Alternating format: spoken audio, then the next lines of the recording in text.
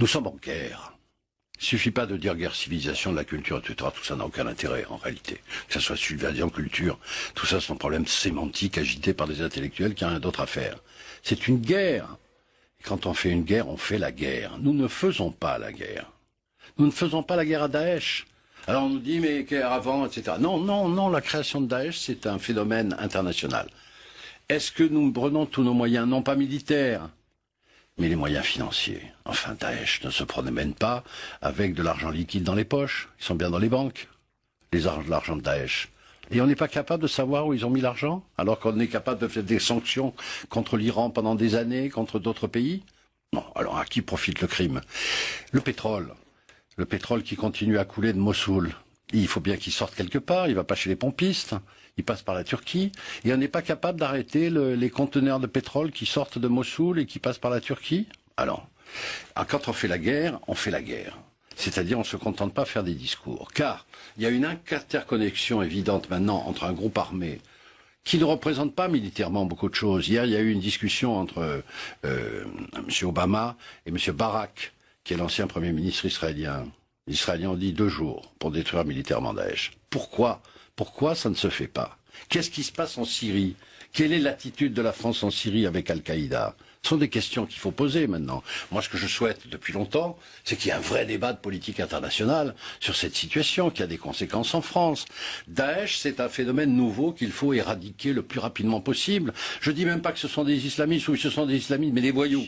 Comment peut-on expliquer qu'on ait donné l'autorisation à quelqu'un qui est fiché comme salafiste de rentrer dans un Céveso 2 sans qu'on puisse examiner avant qu'il ait été salafiste? On donne l'autorisation à quelqu'un de pouvoir rentrer dans une usine qui est pleine de bonbonnes de gaz, qui peut risquer un attentat. La coordination n'est pas faite.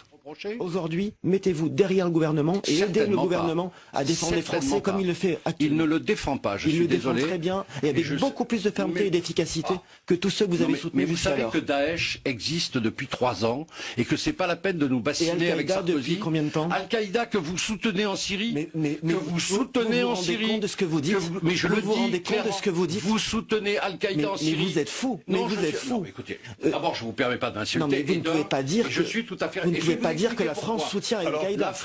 Merci d'expliquer vos propos. Merci de justifier ces propos assez étonnants. Voilà, non, ils ne sont pas étonnants, je vais vous expliquer. Inacceptable, monsieur. La France soutient les rebelles syriens qui sont soi-disant des rebelles démocrates. Des rebelles syriens démocrates en Syrie contre M. Assad. C'était au début de l'insurrection. Qui a récupéré les rebelles syriens démocrates? Al-Nosra. Qu'est-ce que c'est qu'Al-Nosra? Vous savez bien. Al-Nosra, c'est pas Al-Qaïda?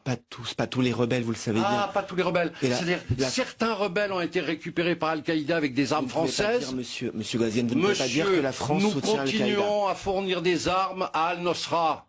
Par l'intermédiaire des rebelles syriens. Mais je le dis, je l'ai dit à M. Le Drian en commission de la défense, je l'ai dit à M. Fabius, comme tous les autres députés.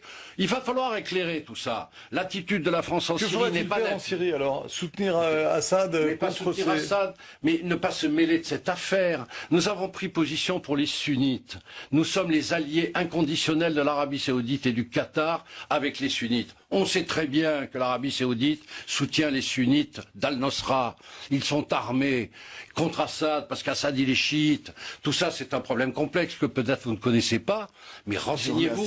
Mais non, mais merci de vos commentaires. Vous m'avez fait tête fou, alors je peux vous traiter d'incompétent. Je retire si vous voulez bien, mais je vous répète que vous ne pouvez pas dire cela, et vous devriez, dans un contexte de terrorisme, soutenir les initiatives du gouvernement que je veux la vérité sur ce qui se passe en Syrie. Il n'y a pas d'unité nationale possible dans ces sujets-là, non, sur toute cette région et sur tous les combats. Les mots, c'est fini, les circonvolutions de communication, c'est terminé. Maintenant, il faut l'action.